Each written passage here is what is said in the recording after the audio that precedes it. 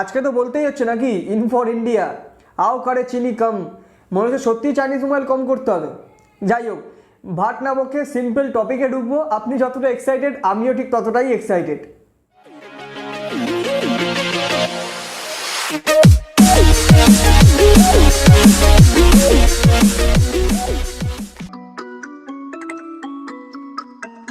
তো আজকে মাইক্রোম্যাক্স দুটো মোবাইল লঞ্চ করেছে। দুটো মোবাইলের মধ্যে যে আপার মডেলটা রয়েছে তার নাম মাইক্রোম্যাক্স ইন নোট 1, আর যে লোয়ার মডেলটা রয়েছে তার নাম Micromax in 1B।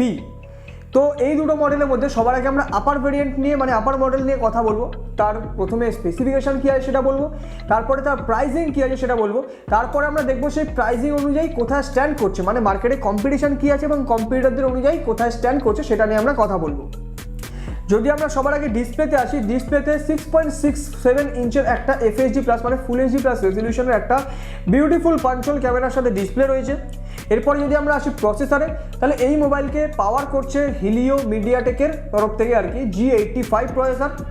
G80 R G85 এর মধ্যে বেসিক কোনো ডিফারেন্স নেই, শুধুমাত্র একটাই মাইনর ডিফারেন্স, সেটা হচ্ছে গিয়ে যে জিপিইউ রয়েছে, জিপিইউর ক্লক স্পিডটা 950 থেকে 1000 মেগাহার্টজ করে দেওয়া হয়েছে, ব্যাস এইটুকুই। তো যাই হোক, আমরা ধরে নিচ্ছি যে G85 ভালো প্রসেসর। তারপরে ক্যামেরা কি আছে, ক্যামেরা রয়েছে পিছনে ফার্স্টে রিয়ার সাইডে ক্যামেরা বলি 48 + 5 + 2 + 2 কোয়াড ক্যামেরা সেটআপ। দুটো 2 মেগাপিক্সেলের ইউজলেস ক্যামেরা ডেপথ আর ম্যাক্রো, এছাড়া 48 মেগাপিক্সেলের মেন ক্যামেরা, এছাড়া রয়েছে 5 মেগাপিক্সেল আলট্রা ওয়াইড ক্যামেরা। যদি আমি 5 মেগাপিক্সেল আলট্রা ওয়াইড ক্যামেরা নিয়ে অতটা বেশি আমি আশাবাদী বা অপটিমিস্টিক নই, বাট 48 মেগাপিক্সেলের মেন ক্যামেরা কতটা কী করে সেটা আমি কিন্তু দেখার জন্য অপেক্ষায় থাকবো। এরপর যদি আমরা ফ্রন্টে আসি, তাহলে ফ্রন্টে রয়েছে 16 মেগাপিক্সেল একটা ওয়াইড অ্যাঙ্গেল ক্যামেরা। হ্যাঁ, ওয়াইড অ্যাঙ্গেল মানে পিছনের ক্যামেরার মতো 115 ডিগ্রি 112 ডিগ্রি ওসব ভাবা চলবে না, 78 ডিগ্রি ফ্রন্টের ক্ষেত্রে এটা যথেষ্ট ঠিক আছে এই প্রাইস রেঞ্জ অ্যাটলিস্ট। আর এরপরে আসে ব্যাটারি, ব্যাটারি কত দিচ্ছে 5000 mAh battery, huge thumbs up বলা যেতে পারে। আর তাহলে 5000 mAh ব্যাটারি দিচ্ছে, তাহলে কত ওয়াটের চার্জার, 10 ওয়াটের চার্জার দিয়ে তো চার্জ করতে বিশাল টাইম লাগবে। তো চার্জার হিসেবে কিন্তু ইন দ্য বক্স 18 ওয়াটের চার্জারও প্রোভাইড করা হচ্ছে। তাহলে আমার মতে charging time okay, plus battery backup okay. এরপরে আমরা আসি যে ভেরিয়েন্ট কী কী রয়েছে। ভেরিয়েন্ট রয়েছে দুটো, 4GB 64GB, 4GB 128GB। এরপরে রয়েছে এক্সট্রা কী পাবো এই মোবাইলে, USB Type-C পোর্ট রয়েছে, এছাড়া অ্যাসিস্ট্যান্ট গুগল অ্যাসিস্ট্যান্টের জন্য ডেডিকেটেড বাটন রয়েছে। এটা কিন্তু একটা এই প্রাইস রেঞ্জের জন্য কিন্তু খুব দারুণ ব্যাপার, মানে এটা কিন্তু একটা দেখাই যায় না বলা যেতে পারে। এছাড়া রয়েছে স্টক অ্যান্ড্রয়েড রয়েছে with guaranteed 2 years update, Micromax claim করছে অ্যাটলিস্ট। তো দেখা যাক। তো আজকে চাইনিজ মার্কেটে দাঁড়িয়ে, চাইনিজই বলা যেতে পারে, রিয়েলমি রেডমি এরাই তো আর কি রাজ করছে এখানে। তো এখানে দাঁড়িয়ে কিন্তু স্টক অ্যান্ড্রয়েড 2 ইয়ার্সের আপডেট পাওয়া, এগুলো কিন্তু একটা বড় প্লাস পয়েন্ট হতে চলেছে। তো এতদূর অবধি কিন্তু স্পেক্স হিসেবে আমি কিন্তু বলবো দারুণ। এরপরে যদি আমরা আসি প্রাইজিংয়ে, আও কারে চিনি কম যাদের মন্ত্র, তাদের কিন্তু একটাই টার্গেট হওয়া উচিত, সেটা হচ্ছে গিয়ে প্রাইজিংটা কিলার রাখতে হবে, নাহলে কিন্তু চাইনিজ কোম্পানির সাথে কম্পিট করা যাবে না। তো যে দুটো ভেরিয়েন্টের আমরা কথা বলেছিলাম 464 আর 4128, তার দুটোর প্রাইস হচ্ছে 464 এর দাম 11,000 রুপিস আর 4128 এর দাম 12,500 রুপিস। যদি আমরা কম্পিটিশন দেখি এই রেঞ্জে, তাহলে সবার আগে তিনটে মোবাইল মাথায় আসে। Number 1 Infinix hot 9 pro, number 2 Realme 7i, number 3 Redmi 9 prime বা পোকো M2, বেসিক্যালি একই সেট। তো যাই হোক, এই তিনটে মোবাইল।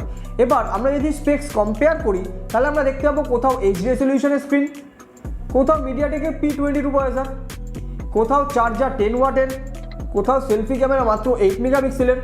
আর স্টক অ্যান্ড্রয়েড তো তুমি কোথাও পাবে না, আর নো অ্যাড নো ব্লোটওয়্যার তো বাদই দাও। তো আমি অ্যাটলিস্ট এটা বলতে পারি যে মাইক্রোম্যাক্সের এই নোট 1 যদি বেস্ট না হয়, তাহলে one of the best mobile এই রেঞ্জে অ্যাটলিস্ট। আর যাদের ক্যামেরা খুবই দরকার, যে হ্যাঁ আমার ক্যামেরাটাই মেন লাগবে, তাদের জন্য আমি বলবো যে 12,000 টাকায় 464 পাওয়া যাচ্ছে ভেরিয়েন্ট রিয়েলমি 7i, তাতে 64 মেগাপিক্সেল মেন ক্যামেরা, 8 মেগাপিক্সেলের ওয়াইড অ্যাঙ্গেল ক্যামেরা, 16 মেগাপিক্সেলের ফ্রন্ট ক্যামেরা আছে। তো তোমরা ওইটা দেখতে পারো। বাদ বাকি ওভারঅল পারফর্মার আমি কিন্তু বলবো যে মাইক্রোম্যাক্স নোট 1 চ্যাম্প হতে চলেছে।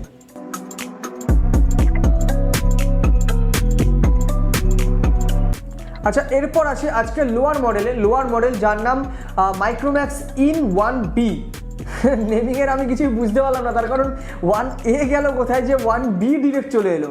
তো যাই হোক, আর 1B নিয়ে সবার আগে আমরা এখানেও সেম স্পেক্স বলবো, তারপরে আমরা প্রাইজিং বলবো, তারপরে আমরা কম্পিটিশান দেখবো। তো স্পেক্সের ব্যাপারে আমি যেটা প্রথমে বলতে চাই সেটা হচ্ছে গিয়ে ডিসপ্লেতে 6.5 ইঞ্চির একটা ডিউড্রপ নচওয়ালা একটা HD রেজলিউশনের স্ক্রিন পাবো।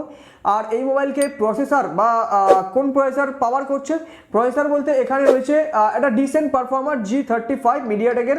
তো ঠিক আছে, অল ওকে, কোনো ব্যাপার নয়। এরপরে রয়েছে দুটো ভেরিয়েন্ট। এইখানে একটা ইন্টারেস্টিং ব্যাপার আছে, দুটো ভেরিয়েন্ট কী না 232 আর 464। তো আমার মেন কথা হচ্ছে যে যারা 3GB র্যাম মডেল চায় তাদের জন্য কোথায় গেল, মানে 2-এর পরে সিধা 4। এটা আমার মতে ফার্স্ট টাইম আমি এরকম দেখছি যে 2-এর পর ডিরেক্ট 4, 3 নেই। তো যাই হোক, তারপরে রয়েছে এখানে ক্যামেরার কথা যদি আমি বলি তাহলে 13+2 মেগাপিক্সেলের ক্যামেরা, 2 মেগাপিক্সেল ডেপথ ক্যামেরা, আর ফ্রন্টে রয়েছে 8 মেগাপিক্সেলের ক্যামেরা। তো এই অবধি গল্প। এরপরে ব্যাটারিতে রয়েছে 5000 mAh ব্যাটারি, যেটা হিউজ থামস আপ আবার। আর তার সাথে চার্জার কত রয়েছে, 18 ওয়াটের চার্জার, না ভুল, 10 ওয়াটেরই চার্জার রয়েছে। এই প্রাইস রেঞ্জে 10 ওয়াটের চার্জার ইজ এনাফ, এর থেকে বেশি দেওয়া সম্ভব নয়। কোন প্রাইস রেঞ্জে সেটা এক্ষুনি বলছি। এরপরে তাহলে আমরা কি পাবো, এখানে কিন্তু এই প্রাইস রেঞ্জের জন্য প্রথমবার USB Type-C পাওয়া যাবে, Type-C। আর যে প্রাইস এটা লঞ্চ হচ্ছে সেই প্রাইসের জন্য এটা কিন্তু প্রথমবার প্রথমবার না, বেশি বলে দিচ্ছি না, ফিঙ্গারপ্রিন্ট স্ক্যানার কিন্তু অনেক মোবাইলে এই রেঞ্জে দেখা যায় না। তো আর তার সাথে গুগলের ওই স্টক অ্যান্ড্রয়েড রয়েছে, নো ব্লুটুথ আর নো অ্যাড, ব্যাস এই হচ্ছে পুরো স্পেক্সের গল্প। এরপরে আসি আমরা প্রাইসিংয়ে। 2+32 ভেরিয়েন্টের দাম 6,999 আর 4+64 ভেরিয়েন্টের দাম 7,999। কি দারুণ কিনা! তবে দারুণ কিনা সেটা বোঝা যাবে তখনই যখন তাকে কম্পিটিটরদের সঙ্গে কম্প্যারিজন করা হবে। তো কম্পিটিটর বলতে যে তিনটে ডিভাইসের কথা সবার আগে মাথায় আসে তারা হলো Realme C12, Poco C3 আর Infinix Smart 4 Plus। তো এই তিনটে ডিভাইসের সাথে যদি আমি কম্প্যারিজন করি তাহলে আমি দেখতে পাবো কোথাও মিডিয়াটেকের Helio A25 প্রসেসর, কোথাও আমি দেখতে পাবো 5 মেগাপিক্সেলের একটা সেলফি ক্যামেরা, কোথাও দেখতে পাবো ফিঙ্গারপ্রিন্ট স্ক্যানারই নেই। But in my opinion, in this price range Micromax in 1B has nailed in every aspect। কেন? যেখানে 8000 টাকায় অন্য কোম্পানি 3+32GB একটা ভেরিয়েন্ট দিচ্ছে, সেখানে Micromax দিচ্ছে 4+64GB। Micromax এক্সট্রা কি দিচ্ছে আরও, USB Type-C পোর্ট, আরও কি দিচ্ছে, stock Android with 2 years of guaranteed update. তো আলটিমেটলি আমি বলবো যে 2+32 জায়গায় তুমি কিন্তু 1000 টাকা অ্যাড করে 8000 টাকায় তুমি 4+64 নিতে পারো। আমি এখন রিয়েলমি, রেডমি আর ইনফিনিক্সকে কেন কম্পিটিটর ধরছি, অন্য স্যামসাং কিংবা অন্য কোম্পানিকে কেন ধরছি না, এই যে আমার হাতেই রয়েছে এখন স্যামসাং M01, এই যে। তো এই মোবাইল আমি ইউজ করেছি বলে আমি বলছি, এটাকে যদি আমি কম্পিটিটরদের খাতায় ফেলি তাহলে কম্পিটিটরদের অপমান হয়ে যাবে। তো আর যদি তোমরা ইন্টারেস্টেড থাকো M01 নিয়ে ভিডিও দেখতে, তাহলে তোমরা বলতে পারো যে আমি বানাতেই পারি ভিডিও, আমার কোনো অসুবিধা নেই, যদি তোমরা বলো তো। So my final verdict is wait for the reviewers to upload the full review or at least camera samples. But যদি প্রাইমারি ইমপ্রেশন বা ফার্স্ট ইমপ্রেশনের কথা বলা যায় তাহলে আমি বলবো বেশ পজিটিভ। লুকস থেকে আরম্ভ করে স্পেক্স সবই কিন্তু বেশ পজিটিভ দেখাচ্ছে। আর হ্যাঁ, একটা কথা আছে যে সাইহং গ্লাস, এটা কতটা ডিউরেবল আমি জানি না, দেখাচ্ছে প্রোটেকশনে সাইহং গ্লাস ইউজ করা হয়েছে। আর একটা কথা, মোবাইল কোম্পানি যদি সাকসেস করাতে হয় তাহলে আফটার সেল সার্ভিস কিন্তু খুব বেশি দরকার, কারণ মাইক্রোম্যাক্সের সার্ভিস সম্পর্কে আমরা জানি এক সময় খুবই ভালো, মানে ভালো ছিল না, মানে ভালো বলতে খারাপ বলতে গিয়ে ভালো বলছি, 14-15 দিন মোবাইল রেখে দিই তারপরে হয়তো মোবাইল পাওয়া যেত, তাও হয়তো আরও ঝুলাতো, এরকম কিছু ব্যাপার। তো সেইটা কিন্তু ইমপ্রুভ করতে হবে যদি কম্পিটিশনে টিকে থাকতে হয়। তো এতটাই ছিল আজকে ভিডিওর জন্য। ভিডিওটা যদি ভালো লেগে থাকে বা ইউজফুল মনে হয়ে থাকে তাহলে ভিডিওটাকে লাইক করো, ভিডিওটাকে শেয়ার করো, চ্যানেলটাকে সাবস্ক্রাইব করে তার পাশে থাকা বেল বাটন প্রেস করে অল করে নিয়ে তোমরা ফ্যামিলি মেম্বার হতে পারো। চলো আজকের মতো, হাসসালা ভিস্তা।